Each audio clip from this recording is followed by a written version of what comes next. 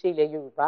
Ẹ jẹ́ ká lọ gbọ́ ẹ̀kúnrẹ́rẹ́ ìròyìn yìí láti ẹnu Adédayọ̀ Adédèjì bó ṣe jẹ́ láti ìpínlẹ̀ Ọ̀ṣun.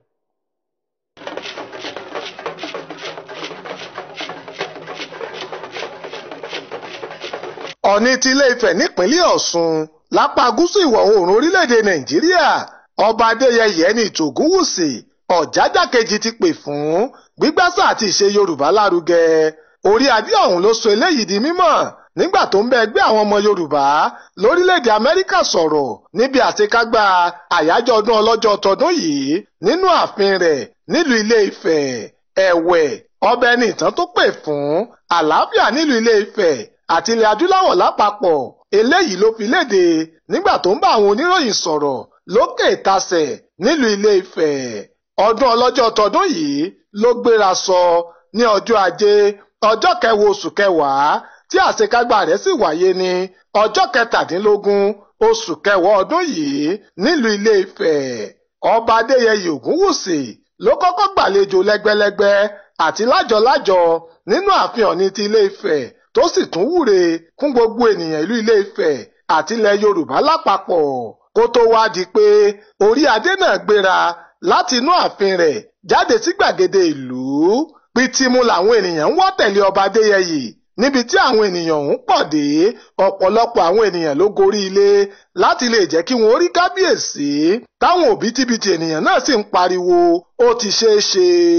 Ìdùnnú àwọn ènìyàn náà kò sẹ́ lórí àwọn ìdàgbàsókè lọ́lọ́kan ọ̀jọ̀kan tó wọ̀lú Ile-Ife láti ìgbà tí Ògúnwùsì tó ti gorí àpèrè àwọn baba ńlá rẹ̀.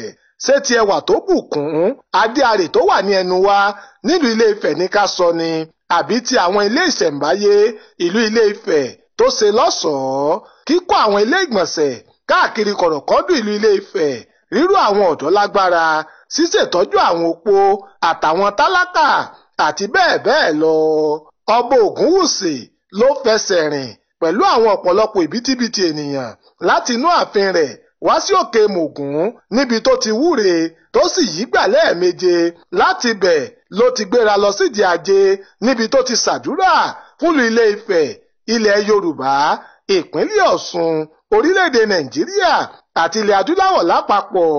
Bẹ́ẹ̀ gẹ́ ló tún tẹ̀síwájú nínú ìrìn rẹ̀ lọ sí Agbẹ̀dẹ̀gbẹ́dẹ̀ agboolé Gíẹ̀sì tó ń ṣagboolé bàbá rẹ̀ tó sì ti bẹ̀rìn jáde sókè ìtasẹ̀ padà sẹ́nu wá tó sì parí gbogbo ìrìn náà sínú ààfin rẹ̀.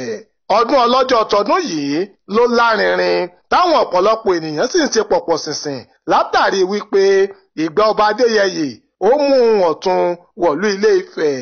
Iléeṣẹ́ tẹlifíṣàn Orísun wa ń gbà ládùúrà pé bí ọba Adéyẹyè ẹni ìtàn Ògúnwùsì Ọ̀jájá kejì ṣe fi ọmọdé joyè yóò fàgbà lò ó, ìgbà alẹ́ á máa lé sí i, àwọn ilé òní pẹ̀dín, ìlọsíwájú yóò máa dé bá ilẹ̀ Yorùbá lásìkò ọba Adéyẹyè. Ǹjẹ́ kò jẹ́ bó ṣe jẹ́ nílùú Ile-Ife nípínlẹ̀ Ọ̀ṣun? Láti ìlú Ile-Ife nípínlẹ̀ Ọ̀ṣun, Adédayọ̀ Adédèjì ló ń jábọ̀ ìròyìn fún tẹlifíṣàn Orísun.